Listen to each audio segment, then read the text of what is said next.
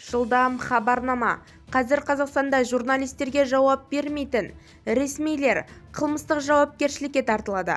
Ассалаумағалейкум, құрметті көрермен. Егер жаңалықтарды алғашқылар қатарында білгіңіз келсе, арнамыздағы подписаться және де бір ғана лайк түймесін басып, видеоны соңына дейін тамашалаңыз.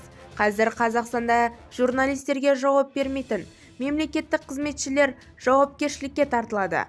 Бұл туралы ақпарат және әлеуметтік даму министрі Дархан Қыдырәлі өңірлік мерзімді басылымдар форумында хабарлады.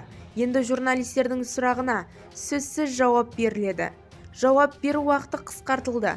Енді ол 7 күнге дейін еді. Енді есе 3-5 күнге дейін қысқартылды. Сонымен қатар жауапсыз мемлекеттік қызметкерлер де жауапқа тартылады. Мұның бәрі журналистердің ақпаратқа қолжетімділігі артуы үшін жүзеге асырылды, деді Дархан Қыдырәлі. Бізді тамашалауды жалғастырыңыз, видеоларды соңына дейін тамашалап отырыңыздар.